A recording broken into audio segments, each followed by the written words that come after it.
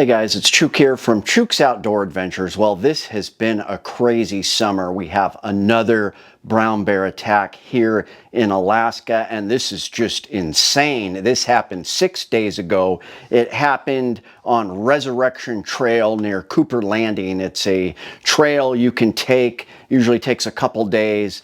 These guys were hunting. So Tyler Johnson, he is from the Sterling area, and his father, who is a current wildlife state trooper, were hunting. And this was such a cool story. I watched the 30-minute interview on the Alaska news source, and which is Channel 2 News, but they were hunting. They were actually hunting brown bear, sheep, or possibly a wolf, whatever they could legally get. They were out there hunting. Such amazing story. This guy was mauled by a brown bear. He dispatched it with his 10mm. Now I am agonizing over what 10mm he had. I believe it was a 1911 because on some of the pictures it showed he had a steel frame 1911 on a chest holster. He said that he had the holster hooked to his frame pack. We'll talk about that. But his father, who was the trooper, this was super confusing. At one point, he called it a Glock 40, so I was like, oh, that's another 10mm.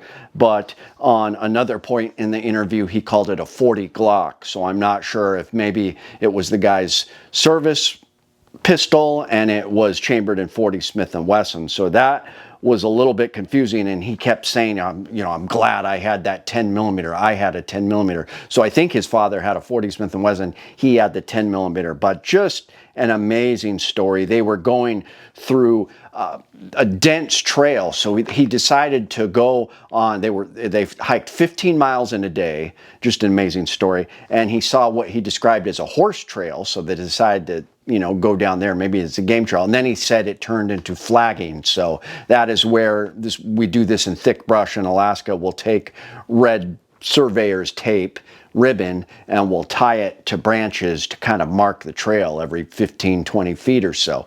And so that's what they did. There was an opening in the brush. There was a flag there.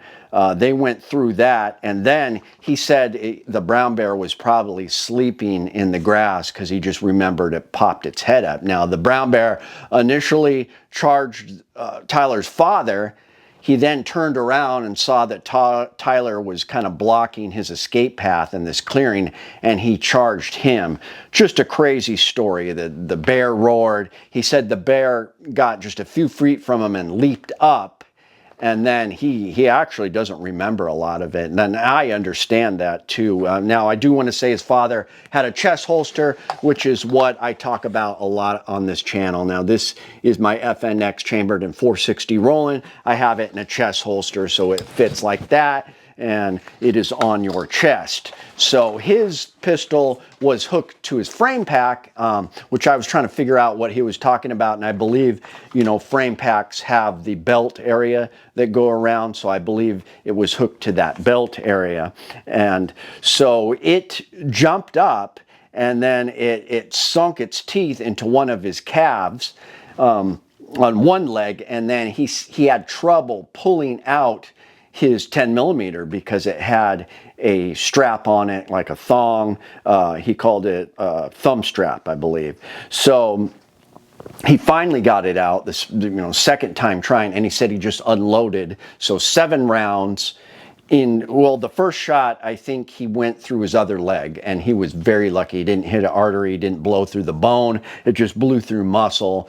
On some of the news reports, it shows the hole. Looks like it cauterized itself. So he shot himself in the leg. This is actually very common. I know Kim Woodsman, when he was shooting that brown bear with his Glock 20, he fell back and blew one of his big toes off. When you fall back and you have a pistol, a bear's on top of you, your legs fly up, you're just shooting in complete terror, adrenaline's going.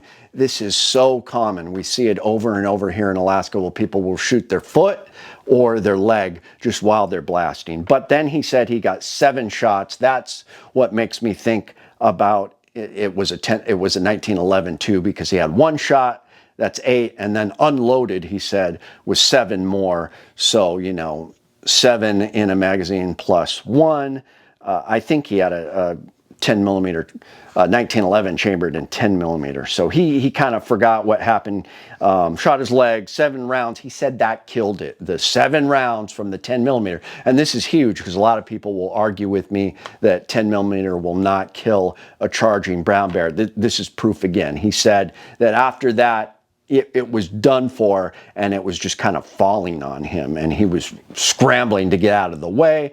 He dropped his gun, and then he realized his dad was coming in for the kill, and he just got out of the way, and his dad just immediately dispatched the bear with his pistol, so, or his rifle. It doesn't say what he used. So his dad kind of angled and took a different angle, he said, a different, angle where he wouldn't shoot his son, and took out the bear. So they did a lot of things smart in here. They had a trauma kit with quick clot, and they did make a tourniquet out of a wrist rocket, and they also had an in-reach satellite communication system. So they were able to call for help pretty shortly. Helicopter troopers came and picked them up, and I thought the story was so cool. He's taken to the Providence emergency room. I know a lot of the staff that work in that emergency room, so I just really enjoyed the story because he survived. They made it out. He's got a great story,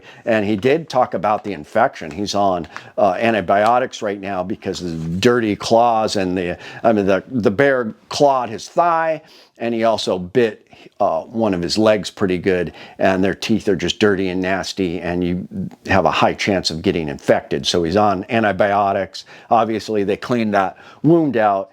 He's on antibiotics and just waiting to go back to Texas. Recently moved there. But he did say, it's because I had that 10 millimeter, thank God I had the 10 millimeter. That's what dispatched the bear. Amazing story. This is another one for Dean Weingarten from ammoland.com, who's keeping a database of these bear attacks where pistols stopped them, and this is another one he can add to that. I've had a lot of fun working with him on that database. So amazing story. They did a lot of things right, and one of the other things they did right was travel in pairs. He even admits if he had been alone, he wouldn't have made it out of there. They were at least 15 miles back on this trail, and he was wounded by this bear. He wouldn't have been able to crawl out of there by himself. May not even have been able to get the bear off him if it fell on him like that. So glad they survived. Wonderful story. Thanks for tuning in. I'll have another 10 millimeter video out in the morning, and it's Chuke, your friend in the field. My name is Chuke. I like to trade my guns just for fun, but now I have none. Oh, look, get shot by a bear, but I don't care. I got a 10 millimeter. Chuke's Outdoor Adventures. Watch you all die every